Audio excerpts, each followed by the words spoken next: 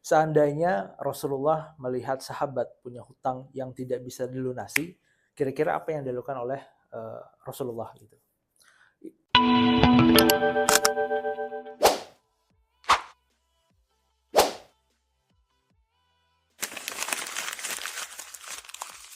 Seandainya Rasulullah melihat sahabat punya hutang yang tidak bisa dilunasi, kira-kira apa yang dilakukan oleh Rasulullah gitu? Kisah ini pernah diriwayatkan gitu dalam sebuah hadis. Ada sahabat yang saat itu punya hutang yang sangat besar, diperkirakan tidak bisa dilunasi gitu.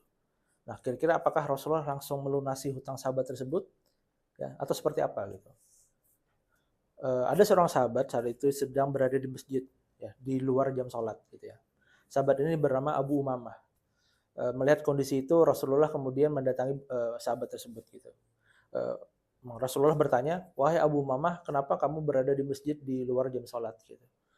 Kemudian Abu Umamah menyampaikan bahwa saat ini dia sedang terlilit hutang yang sangat besar yang tampaknya tidak mungkin bisa dilunasi gitu. Nah, ternyata Rasulullah saat itu tidak memberikan solusi berupa melunasi hutang tersebut gitu, tapi Rasulullah mengajarkan satu doa, kata beliau satu amalan gitu ya, kepada Abu Umamah, maukah kuajarkan satu amalan yang bisa membantumu melunasi hutang-hutang tersebut? Kata kata Abu Umamah, ya saya mau, kata Abu Umamah. Rasulullah menyampaikan bahwa amal ini harus diamalkan oleh Abu Umamah di setiap pagi dan sore hari gitu ya. Jadi menjadi amalan pagi dan amalan zikir petang gitu. Apa doanya? Kurang lebih bahasanya seperti ini. Artinya seperti ini gitu ya. Ya Allah, lindungilah aku dari kesedihan. Ya Allah, lindungilah aku dari kemalasan. Ya Allah, lindungilah aku dari sifat yang kikir. Dan yang terakhir, lindungilah aku dari hutang dan sifat zalim manusia. Nah, inilah yang diajarkan oleh Rasulullah SAW kepada Abu Umamah agar dia dihilangkan kebingungan dari hutang piutang yang menggunung gitu ya.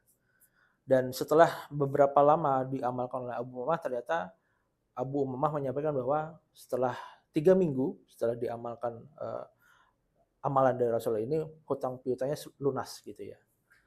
Nah, di sini kita belajar ya, ternyata ketika kita punya masalah, termasuk hutang piutang itu ya. Nah, ternyata ketika ada sahabat yang punya hutang, Rasulullah tidak langsung memberikan solusi berupa dibayarkan hutangnya gitu.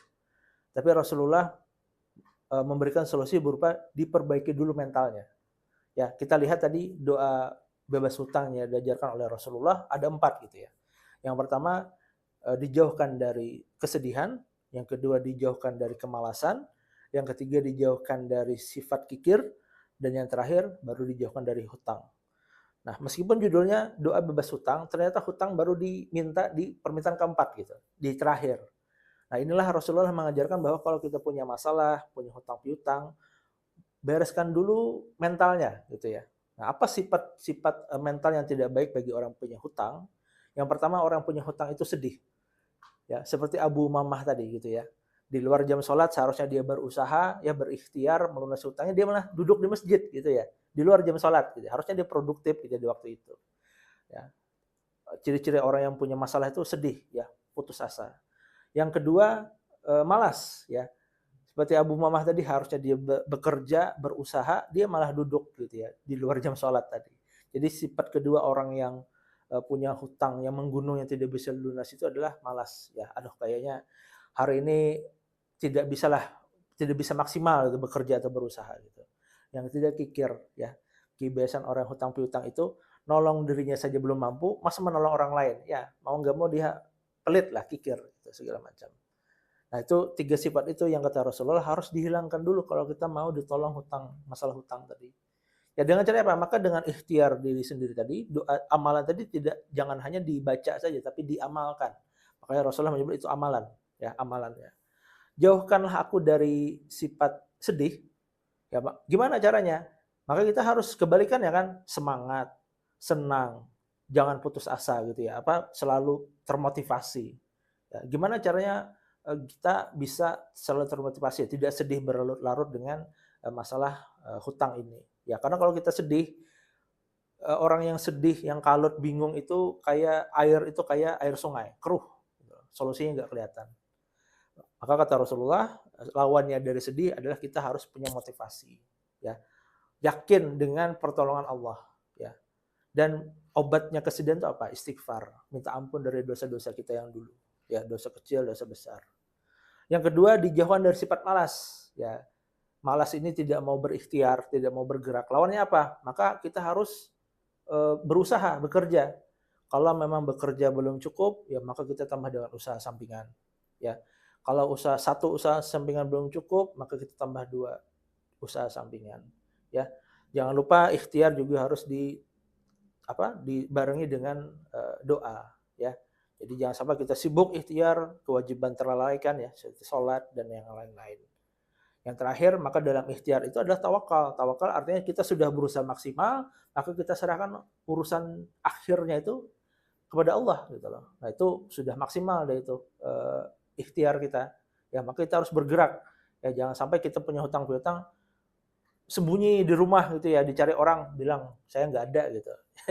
Artinya nggak mau keluar gitu ya, nggak mau berusaha karena takut ditagih orang. Nggak boleh kayak gitu. Kita harus bergerak, berikhtiar gitu ya. Yang ketiga, kikir nih, dilindungi dari sifat kikir, ya. Meskipun kita punya banyak hutang, ya, maka jangan sampai kita jadi orang yang pelit, kikir gitu ya. Oke, saat ini kita tidak punya uang untuk bersedekah, tapi sedekah itu tidak hanya bentuk uang, ya, bisa waktu, pikiran, tenaga, maka semua kebaikan yang kita lakukan itu dihitung sedekah. Ya, kalau saat ini kita belum punya uang, maka kita bisa bersedekah pikiran, waktu, dan tenaga, ya. Cari orang, saudara kita di sekeliling kita yang mungkin perlu pertolongan. Yang pertolongan mungkin bukan bentuk uang, ya, bisa dengan waktu, pikiran, waktu, dan tenaganya. Nah, kalau tiga ini sudah kita bereskan, insya Allah masalah hutang tadi bisa diselesaikan, ya.